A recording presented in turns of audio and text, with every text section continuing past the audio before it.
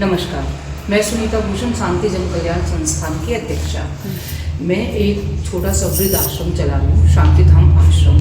ये वृद्ध आश्रम और अनाथालय है और मेरे यहाँ पर 20 से 25 बुजुर्ग हैं जो कि यहाँ रहते हैं और उन्हें काफ़ी चीज़ों की ज़रूरत पड़ती है। इसी में एक भाई साहब हैं, स्वस्तिक फाउंडेशन के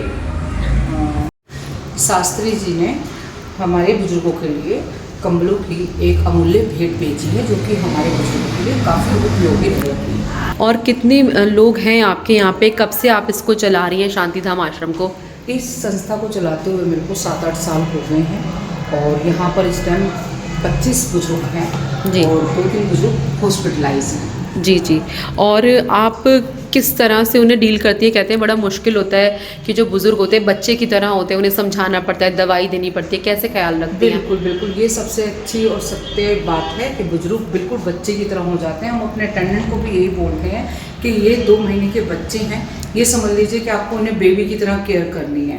एक बुजुर्ग हमारे ऐसे हैं जो पैरालाइज पेशेंट हैं और साथ में गूंगे भी हैं, बोल भी नहीं पाते। उनको हगीज़ बांधना, उनकी पोटी टॉयलेट सब बेड पर ही होता है।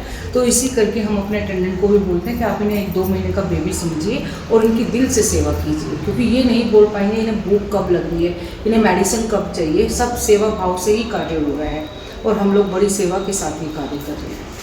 मैं यहाँ पर जो भी मेरे सारे बुजुर्ग रहते हैं वो हमारे फैमिली मेम्बर की तरह रहते हैं। जो सेवा भाव हम कर सकते हैं वो हम पूरे दिल से करते हैं। हमारे बुजुर्ग अगर हॉस्पिटलाइज हो करके उनकी डेथ हो जाती है, अभी लास्ट 1 वीक पहले भी हमारे एक बुजुर्ग थे उमेश जी और उनकी डेथ हो गई थी अपना हिंदुरा हॉस्पिटल के अंदर।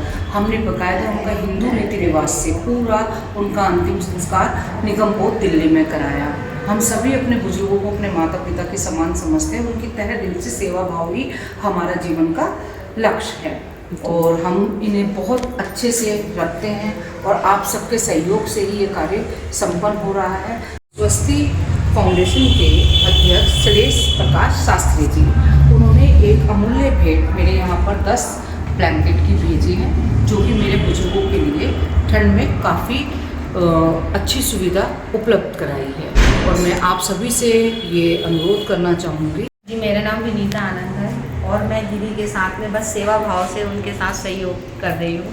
मैं आती हूँ यहाँ, सेवा करती हूँ बुजुर्गों का और उनके साथ संस्था में उनके साथ हाथ बटाती रहती हूँ। बस मेरा यही काम है और कुछ नहीं है। युगधारा चैनल के माध्यम से मैं आप सभी से एक विनती करना चाहती हूँ कि कोई भी अगर आपको लावारिस या बेसहारा बुजुर्ग कहीं सड़क पर, हॉस्पिटल के बाहर अगर आपको दिखता है तो आप प्लीज़ हमें, हमारी संस्था को इन्फॉर्म कर सकते हैं। हमारी संस्था से सदस्य खुद आएंगे वहाँ पर, उन्हें पिकअप करके लेकर के आएंगे हमारी संस्था के अंदर। और मैं आप सबसे, मैं कई बुजुर्गों को हॉस्पिटल के बाहर से लेकर के आई हूँ। पता नहीं बच्चे क्यों अपने माता पिता को ऐसे बोझ समझ करके हॉस्पिटलों के बाहर छोड़ करके चले जाते हैं, कहीं पर भी छोड़ देते हैं। ये बहुत बड़ा अन्याय है उनके साथ। एक माता पिता 10-10 बच्चों को पाल लेता है, 6-6 बच्चों को पाल लेता है ना, खुद गीले में सोता है, उन्हें सूखे में लाता है, लेकिन उसके बावजूद जब हमारे बच्चे बड़े होते हैं तो उनके संस्कार कहाँ चले जाते हैं? वो क्यों अपने माता पिता के साथ इतना बड़ा अन्याय करते हैं? और ये अन्याय नहीं होना चाहिए। उन्हें ऐसे लवारिसों की तरह सड़क पर या हॉस्पिटल के बाहर नहीं छोड़ना चाहिए। आप लोगों से भी मैं ये बोलना चाहूँगी कि जो बच्चे अपने माता पिता की सेवा नहीं कर पाते, असमर्थ है उनकी सेवा करने में, फाइनेंशियल प्रॉब्लम है या उनके पास समय नहीं है या उनके पास लड़ाई झगड़ा है, तो आप प्लीज़ ऐसे बच्चे भी हमें कांटेक्ट कर सकते हैं। अपने माता पिता को आप सड़क पे मत छोड़िए, प्लीज़ रिक्वेस्ट है आपसे। आप हमें इन्फॉर्म कीजिए, हम उनकी सेवा करेंगे, फ्री ऑफ कॉस्ट सेवा करेंगे।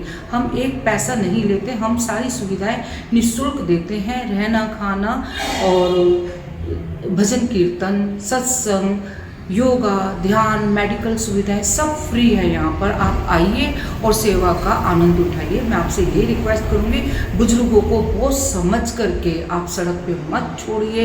इंसान हैं हम, उन्हें इंसान की तरह ही ट्रीट कीजिए, समझे ना। आपसे नहीं उनका बोझ संभाला जा रहा। भारत में बहुत सारी संस्थाएं हैं जो ऐसे बुजुर्गों को अपने यहाँ रख लेती हैं। उनमें से एक छोटी सी संस्था मेरी भी है, मैं भी उन्हें